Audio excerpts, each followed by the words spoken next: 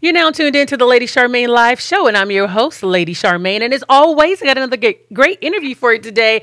And guess what? Okay, so when you think of a woman who is beautiful, black, and bold, and sporting a big afro, no, not Angela Davis should come to mind. I'm going to tell you who it is coming up right after this.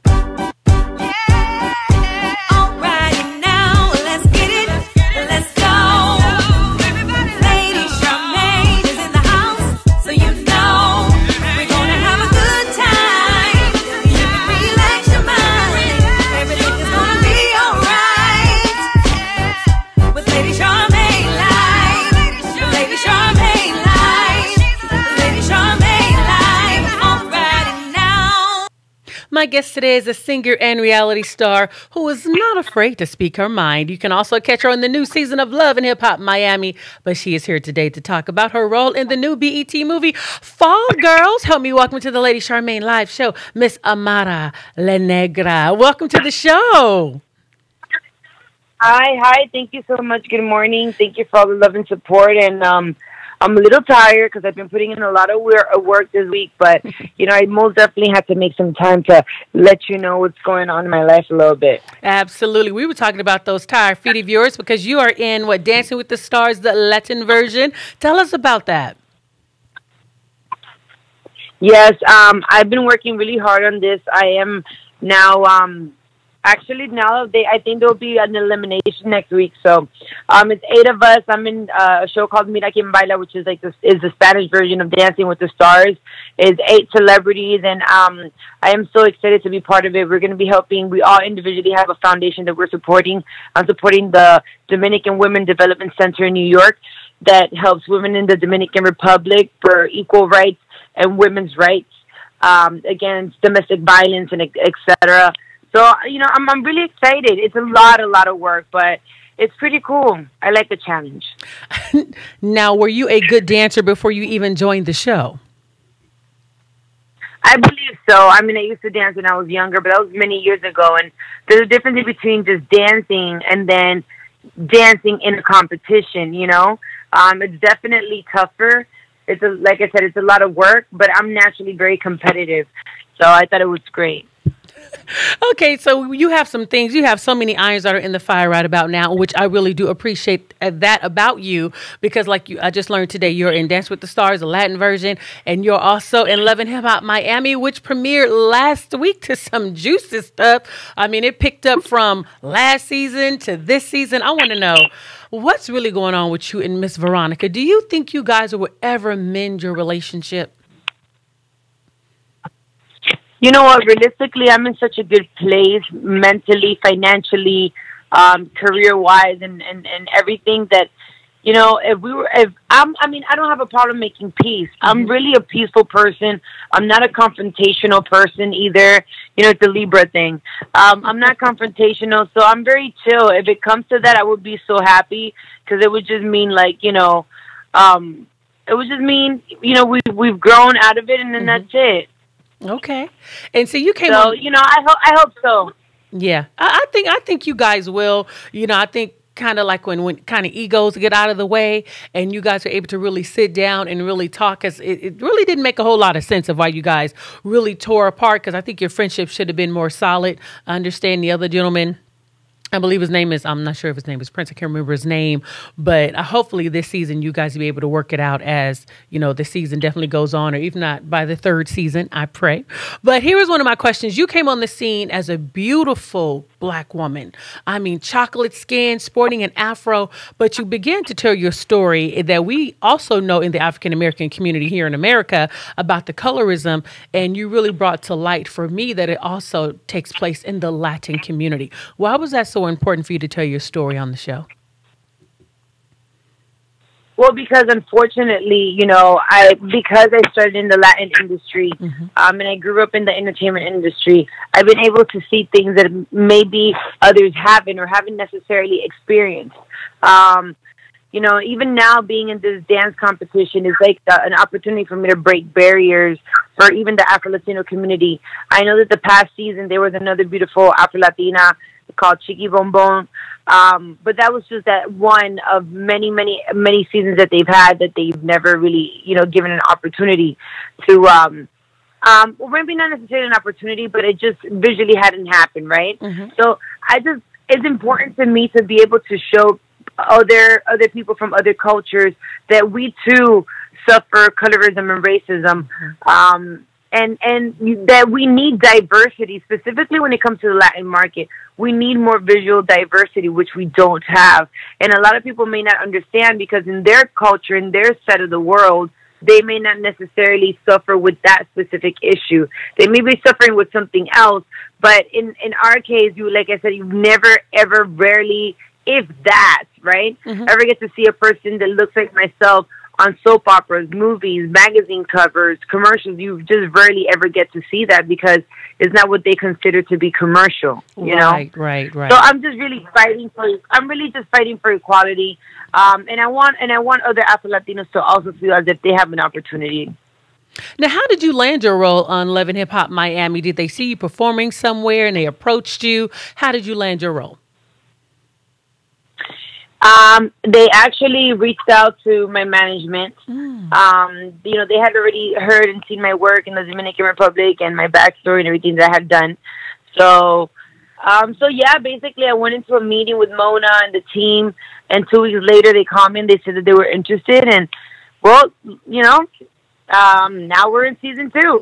Now, did you ever see yourself on a reality show? Because, you know, before a person enters a reality show, sometimes people say, I don't want to be on those shows. I'm not going to be that woman that's going to be fussing and fighting and doing all that. When you went into this, did you see yourself actually fussing and jumping on tables and fighting? Did you know that was going to be a part of your job?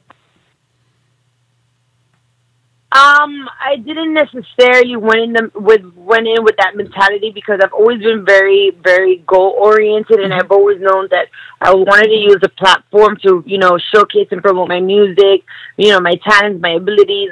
That's really the mindset that I went in there with. Now, the one thing leads to the other, and then you have to, you know, I guess throw a drink, jump the table, or you know, do a little extra. It wasn't in my plans, but I feel that at the same time, the audience never really gets to see the full backstory of the reasons why celebrities and people that you may admire do certain things. You may not understand or know that we film, for example, for a whole year, a lot, like every week for a whole year, several scenes that didn't make the cut. A lot of situations that people may not know of, because they only get to see like 1 minute of everything that happened during the whole week of filming, you understand? So they may not understand or see what led to what that caused such anger or beef or pettiness. You know what? That is so true. And speaking of that, there is one thing I'm sure that the audiences want to know, because they touched on it a little bit on last week, that you were in Gunplay's DMs. What was that about? Because it looks like you were trying to hit on Gunplay knowing that he had a girlfriend. So can you explain that so we can hear from the horse's mouth? Well, I know that I'm not necessarily supposed to say anything as of now, because, you know, it's going to air soon and then you guys will see. Okay. But then again, I don't have a problem saying it. You know, anybody that follows me, anybody that knows me, knows that I'm very, very busy. I'm very busy, you know, trying to be great myself and trying to be successful. You know, I don't have that type of time nor energy to be trying to take anybody's man or anything like that. Not to mention the fact that the type of men that I deal with is completely, you know, different. And I guess also because I don't make my personal life public, people just want to find, like, who is Amara dating? Who is she with? Like, we want to know. So they rather just go up with the gossip or with the he say, she say stuff. But realistically, I never hit up Gunplay with the intentions of maliciously or wanting to talk to him on some personal stuff. It was really actually about work. And yeah, I did slide up in his DM, but it wasn't slide up in it like I wanted him. There's a lot of business that I've made through DMs, you know what I mean? So it was actually an opportunity for a booking for him, and my manager wanted his contact. I ended up reaching out to him, and then that turned into, you know, you're sliding up in his DMs. And as a matter of fact, I even told Gunplay, and I invited Gunplay and his girlfriend to an event. So it was never on some personal stuff, you know, like I don't have that type of energy. Like I'm really, really focused doing me. Okay. Well, now you are doing you because now you're getting ready to be in a movie called Fall Girls with a great cast. I got a chance to preview the movie. So tell us, how did you even land that role? Tell us about the cast. Tell us about the plot. So tell us all about it. See, you see what I'm saying? When am I gonna have that type of time? I'm over here learning scripts for movies, doing dances for reality shows, competitions. I mean, I have my children's book, Amarita's Way, which, by the way, is on Amazon.com in Spanish and English. We're working on the French version, and it is also now starting the 1st of January, available in all the Barnes and Nobles in the U.S. I have a shoe line that I'm working in. Okay. I'm executive producer of another movie that I'm going to be filming this year. I just signed a major deal with Sky Baca, for which I am the new face of Sky Baca.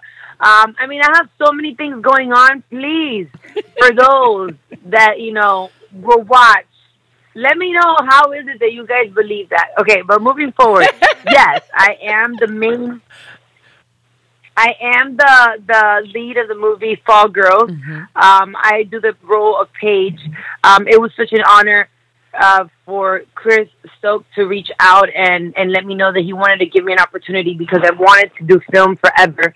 And I was just blessed. Honestly, I'm blessed. I'm super excited. I can't wait for everybody to see this movie. It's my first one, my first baby, but I did it with so much love.